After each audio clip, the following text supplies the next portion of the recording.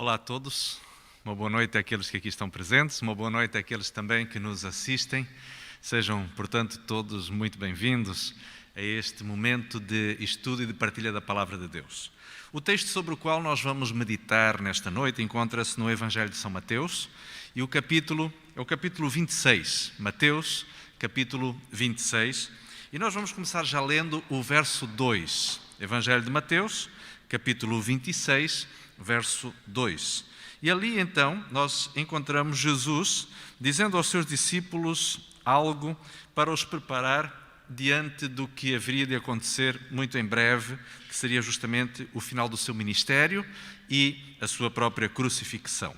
Jesus, no verso 2, diz assim: Bem sabeis que daqui a 2 dias é a Páscoa, e o Filho do Homem será entregue para ser crucificado.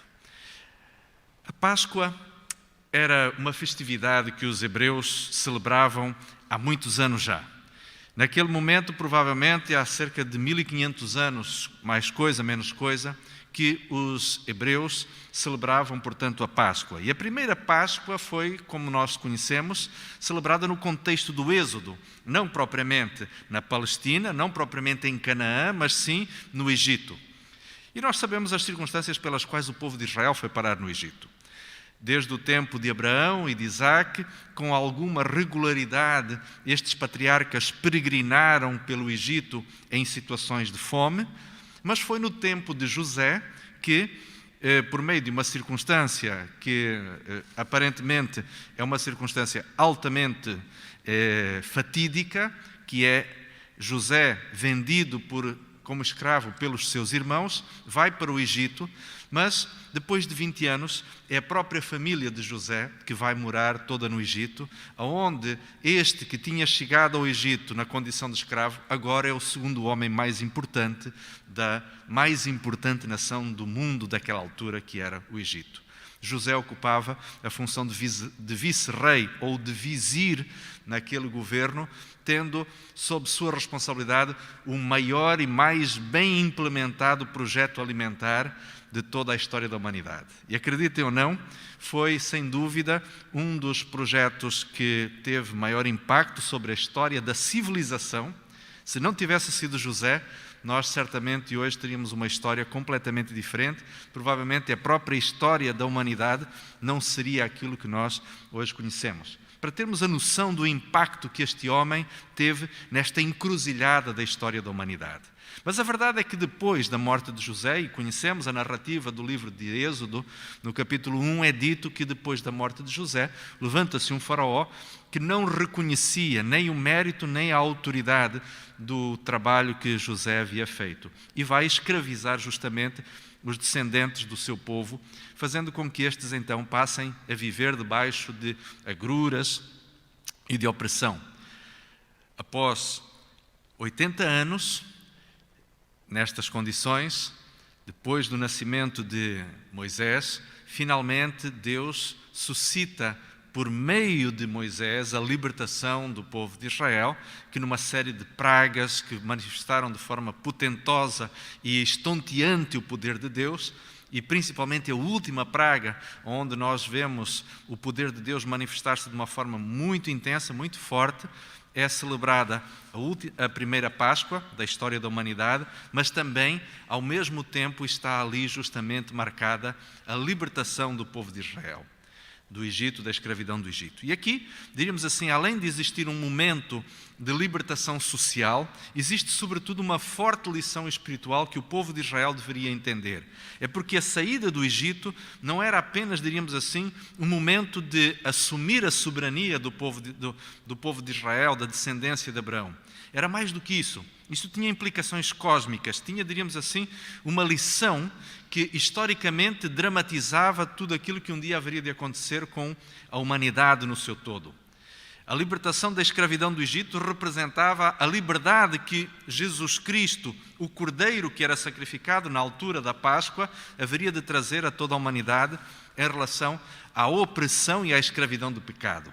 E desta forma, então, quando Jesus diz aos discípulos que, ao se aproximar a Páscoa, ele haveria de ser crucificado, Jesus estava a dizer que o Cordeiro que durante tantos séculos aproximadamente 15 séculos, havia sido sacrificado diariamente no templo e uma vez ao ano, na Páscoa, este cordeiro estava agora representado na própria pessoa de Jesus Cristo para que o tipo se encontrasse com o antítipo, que a ilustração pudesse ser concretizada efetivamente no ministério de Jesus, que representava efetivamente aquele cordeiro que tantos anos e por tantas vezes havia sido sacrificado. E é neste momento crucial, nesta segunda encruzilhada da história, que os discípulos se encontram juntamente com o seu mestre. Se nós continuarmos a ler, vamos perceber no verso 6 que, por aqueles dias, estando Jesus então em Betânia, em casa de Simão o leproso, este oferece um banquete em homenagem a Jesus. E aqui, meus prezados irmãos, eu gostaria de, ao longo desta história, nós podermos perceber como três personagens que vamos ter a oportunidade de olhar mais de perto, como elas valorizam a pessoa de Jesus Cristo. E nesta análise de três aspectos ou de três exemplos do tipo de valor que o ser humano dá a Jesus, eu gostaria que nós pudéssemos olhar para dentro de nós mesmos e perceber também o que é que Jesus é para nós. Talvez nós possamos nos identificar mais ou menos com algum destes personagens. Talvez nós possamos olhar para algum destes personagens e dizer, bom, eu precisaria ser mais semelhante a esta pessoa, porque ela efetivamente tem o ideal que eu gostaria de poder seguir. E quem sabe pensarmos nos aspectos de outros dois personagens, que nos são apresentados aqui como aspectos menos positivos ou negativos mesmo, e podermos perceber que talvez na nossa própria vivência religiosa exista alguma coisa que precisamos abdicar. E por isso, queridos amigos, eu pedia-vos que tivessem, diríamos assim, uma grande sensibilidade. Não para ouvir as minhas palavras sentindo-as como se fossem talvez uma acusação, mas olhar para a perspectiva do Espírito Santo, que nos quer chamar a atenção bondosamente, nos fazer arrepiar caminho talvez de uma estrada onde nós estejamos que não seja talvez a melhor estrada da vivência religiosa e da própria espiritualidade. E então, desta forma, gostaria de vos apresentar a primeira personalidade desta história ou desta meditação, que é Simão. Simão era um fariseu. E, como religioso, ele era alguém que estava habituado, diríamos assim, a viver de acordo com o princípio da justificação pelas obras. Simão, se nós o conhecêssemos e se ele fizesse parte da nossa congregação, certamente seria uma pessoa que todos nós daríamos valor. Quem sabe até o nomeássemos para cargos muito importantes dentro da nossa congregação, porque certamente Simão seria aquela pessoa que estaria sempre muito empenhada em fazer algo. Simão era o tipo de pessoa que não gostava de dever favores a ninguém. É por esta razão que, tendo sido Simão outrora leproso e curado por Jesus, ele sentia-se agora na responsabilidade de, passando Jesus pela cidade de Betânia, ou pela vila de Betânia, de oferecer em sua homenagem um banquete. Na verdade, para Simão, Jesus valia um banquete. Poderíamos até dizer que a espiritualidade de Simão estava muito focada naquilo que era a opinião das outras pessoas a respeito dele. Ele estava sempre muito impressionado com a opinião que as outras pessoas, a visão que as outras pessoas tivessem dele. Talvez até poderíamos dizer que, para Simão, a motivação para viver uma vida justa não era tanto o fato de saber que Deus olhava para ele a cada momento, mas preocupado com a forma como os outros o viam, como os outros o enxergavam. Sabem, queridos amigos, existem muitos cristãos assim. Existem muitas pessoas que vão à igreja porque têm responsabilidades, estão envolvidas em ministérios porque foram nomeadas para estas funções, e não estou a dizer que ir à igreja porque temos responsabilidades é mau. Nem estou a dizer que ter ministérios ou assumir a responsabilidade de trabalhar para Cristo na sua igreja ou na missão, na obra de Deus de pregar o Evangelho ao mundo seja mau. Não, pelo contrário, isso é altamente desejável. Na verdade, Jesus inclusive disse aos seus discípulos: vocês serão minhas testemunhas pelo mundo afora, em Jerusalém, na Judeia, na Samaria, até aos confins do mundo. Portanto, isto é exatamente aquilo que Jesus nos diz que é para fazermos. Mas o problema está em se a nossa espiritualidade, a nossa vivência religiosa, estiver apenas fundamentada no fato de termos responsabilidades. Permitam-me contar-vos um pouco daquilo que tem sido, por vezes, a minha experiência ao longo de quase 30 anos de ministério. Tenho visto pessoas, irmãos queridos, irmãs altamente dedicadas, que trabalham dia e noite para a igreja. Mas em determinado momento estas pessoas passam por um momento em que é como se a sua pilha acabasse.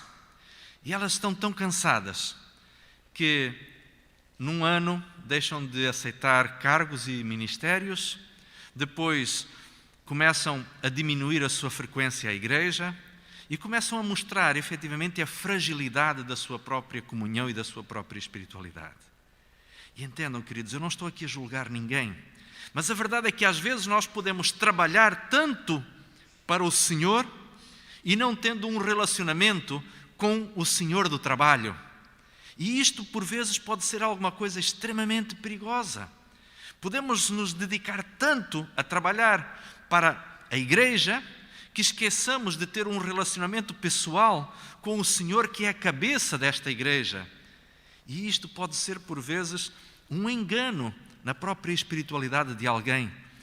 Pormos a noção de que estamos a cumprir a vontade de Deus e isto nos basta, quando na realidade Deus nos pede que nós possamos ter uma comunhão, uma conexão pessoal com Deus.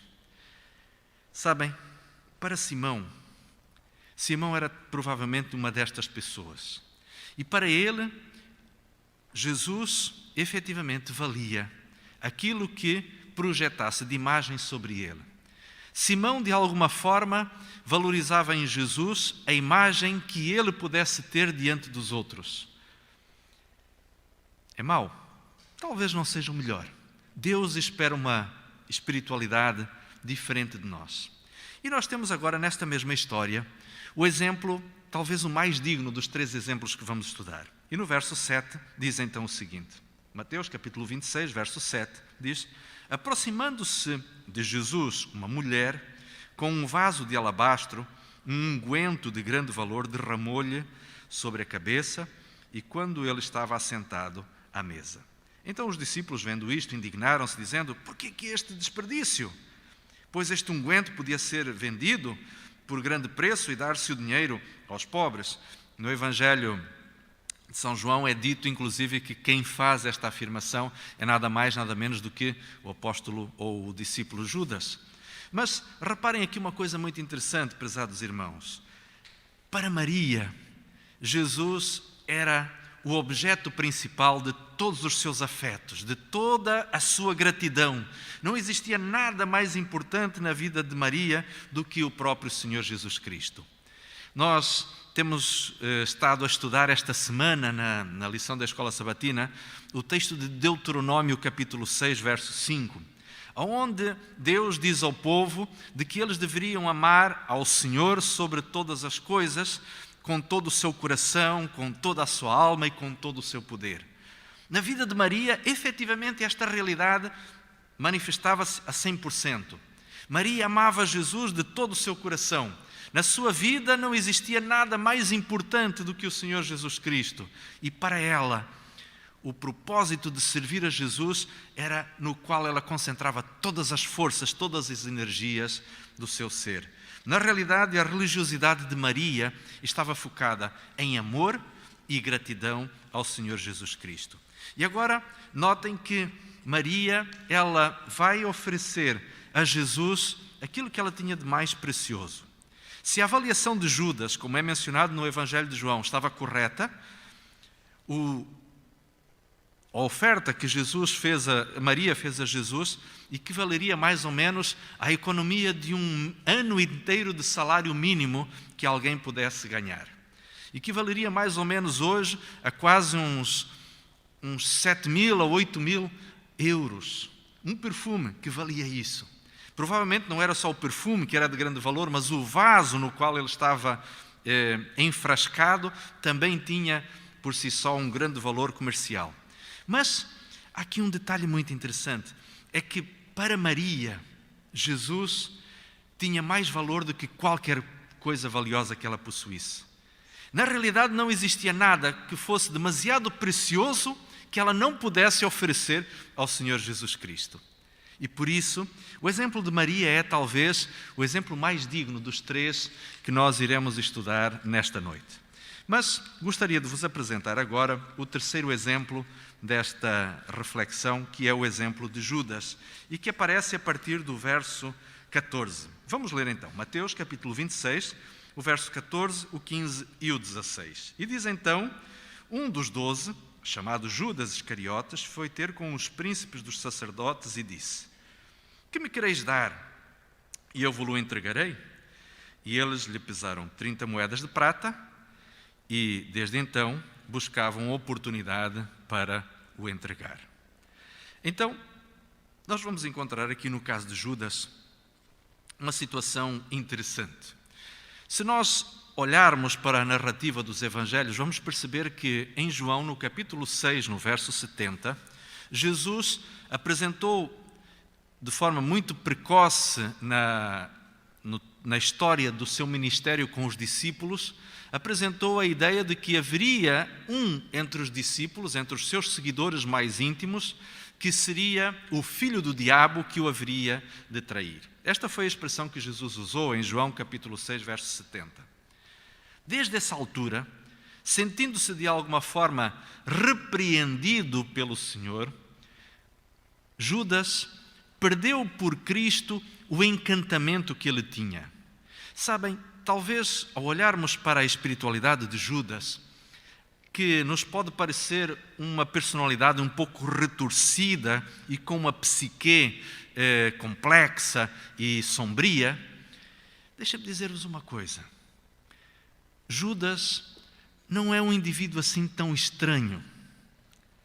Talvez alguns de nós convivamos de forma muito íntima e pessoal com um Judas dentro de nós. E permitam-me analisar alguns aspectos da personalidade de Judas que nos poderão parecer talvez tão pessoais e íntimos que olhemos para ele quase com a sensação de que estamos a ver-nos ao espelho. Judas estava magoado com Jesus. Sabem, normalmente as pessoas que têm hipersensibilidade são pessoas que manifestam alguns sintomas de egoísmo e de orgulho. O egoísta normalmente é uma pessoa que se magoa com muita facilidade. Ofende-se com aquilo que lhe dizem ou fazem com muita susceptibilidade. Tem por vezes explosões de indignação ou então guarda rancor no seu coração por muito tempo por causa de se sentir ofendido e achar que não lhe demonstraram suficiente dignidade pela sua própria personalidade. E assim fica ferido por muito tempo. Na realidade, Judas era justamente esta personalidade. Quantos de nós, por vezes, temos dificuldade em perdoar as ofensas que nos fazem, as coisas que nos dizem, a falta de respeito que nos mostram? Por vezes somos impacientes, explosivos ou então rancorosos e amuados. Este era Judas. Este, quem sabe, sou eu. Para Judas, Jesus havia perdido o encanto e já não representava nada. Por isso, Judas iria trocá-lo por qualquer valor que lhe dessem. Reparem que no verso 15, ele é quem pergunta: quanto é que vocês estão dispostos a me dar para eu vos entregar Jesus? E eles então dizem: olha, vamos te dar 30 moedas. 30 moedas era o valor, 30 moedas de prata, era o valor que habitualmente se pagava por um escravo num mercado. Era um valor corrente, mais ou menos estabelecido de forma constante dentro do mercado e dentro das cotações daquela altura. 30 moedas correspondia também a mais ou menos o equivalente a 4 meses de salário mínimo de um trabalhador comum. Em valores de hoje, 30 moedas de prata não passaria muito mais de 2.500 euros, levando em conta o valor do salário mínimo nacional. Foi por este valor que que Judas trocou Jesus. São por valores assim que muitas vezes nós podemos estar dispostos a trocar Jesus ou os valores que Jesus pede de nós. Pode ser numa universidade, uma prova ao sábado, um exame à sexta-feira. Pode ser no trabalho, uma cedência diante do patrão. Pode ser numa amizade, a frequência ou frequentar algum lugar que sabemos que não é exatamente um lugar onde um cristão deva estar por causa das influências e por causa do ambiente.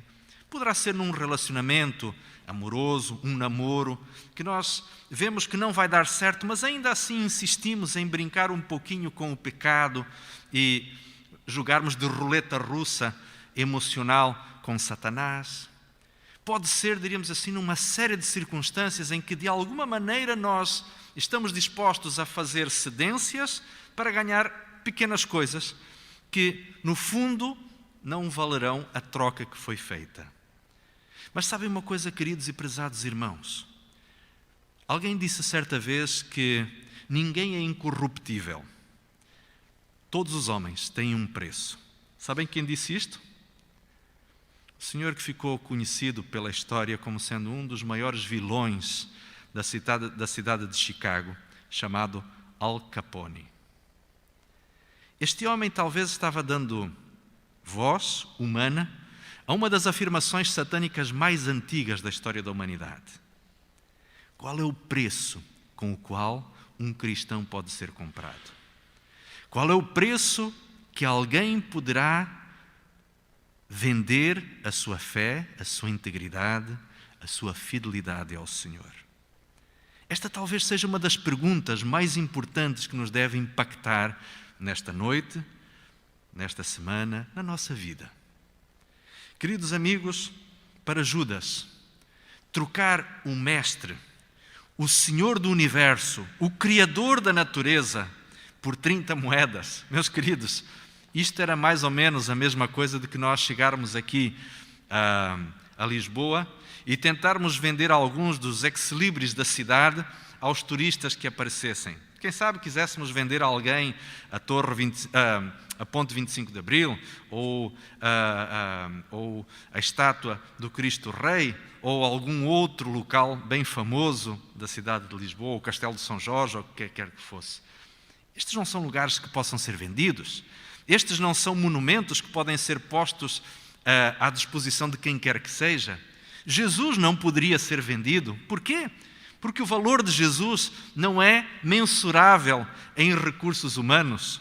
O planeta inteiro não poderia juntar algo que estivesse à altura de pagar o equivalente àquilo que Jesus efetivamente é e representa para cada ser humano e representa para o universo, para o cosmos. É interessante percebermos que o negócio que Judas fez resultou na sua perda. Ele perdeu totalmente a eternidade. Por 30 moedas, Judas, o equivalente a 4 meses de salário, Judas empenhou toda a eternidade. Percebemos nós o quão patético foi a escolha, ou quão patética foi a escolha que Judas fez? Estamos nós dispostos a olhar para Judas e perceber quão patética poderá muitas vezes ser as concessões que nós fazemos ao inimigo quando abrimos mão de certos valores que vão pôr em causa muitas vezes também a nossa própria espiritualidade, a nossa própria consciência, a nossa própria salvação, eventualmente o destino eterno da nossa alma? Muitas pessoas, por vezes, jogam no Euromilhões, esperando ganhar dinheiro suficiente para depois fazerem uma oferta generosa à igreja. Eu já ouvi pessoas dizerem isto: eu jogo no Euromilhões. Mas, irmão, não deve jogar no Euromilhões. Minha irmã não deve gastar dinheiro nisso. Não, mas se eu ganhar, eu vou dar uma oferta muito significativa para a igreja. Eu conheço um pastor que teve a coragem de alguém que lhe apareceu com um cheque de alguns milhões resultante de um prémio de um jogo de azar muito volumoso, e este pastor disse: meu querido, guarde isto, porque a igreja do Senhor nunca vai receber esse dinheiro. Dinheiro que vem do diabo, a igreja de Deus não abençoa nem recebe. Foi corajoso da parte deste obreiro, sabendo que provavelmente aquela quantidade de euros faria muito jeito ao andamento da obra. Mas sabem de uma coisa, meus irmãos? Ainda que fosse um prémio inteiro do Euromilhões, estes milhões de euros que pudessem ser depositados na conta da igreja do Senhor, haveriam de se transformar numa maldição. Sabem porquê? Porque, já diz o povo, vale mais o pouco com Deus do que o muito sem Ele. E a verdade é que, embora esta não seja uma afirmação bíblica, mas ela está claramente fundamentada em conceitos divinos, porque Deus é sábio demais para nos dar o que quer que seja que possa implicar na nossa perdição. E permitam-me só este parênteses aqui. Muitas vezes Deus permite que muitos dos seus filhos vivam de forma modesta, às vezes até espartana, ao longo de toda uma existência, para que eles não se deslumbrem, nem percam a sua alma com coisas que lhe possam ser supérfluas. Deus é sábio demais para nos dar coisas que possam redundar na perdição da nossa alma. Por isso, muitas vezes, cristãos vivem de forma modesta, às vezes até de forma difícil, com grandes privações. Mas porque Deus sabe que o prêmio maior que Ele tem para nos oferecer é a eternidade, Ele não nos vai permitir que nos deslumbremos ou percamos a nossa vida com coisas de menor valor aqui neste mundo. O verdadeiro valor de Jesus é mensurado em coisas que às vezes nós não damos tanto valor assim, porque elas não podem ser quantificadas em euros, não se lhe pode pôr uma etiqueta com um determinado valor numérico, porque o valor de Jesus é a lealdade e a fidelidade. Quanto vale a palavra honesta e a palavra confiável de uma pessoa? Quanto valem as promessas inequívocas de Deus que encontramos na Bíblia? Não podem ser mensuradas, não podem ser quantificadas, não podem ser cotadas em bolsa. Quanto é que vale o serviço de amor? Muitos irmãos, por vezes, vejo-os preocupados. Tenho conversado com muitas pessoas nestas últimas semanas e meses em que me dizem: pastor, eu não sei mais o que fazer, não sei.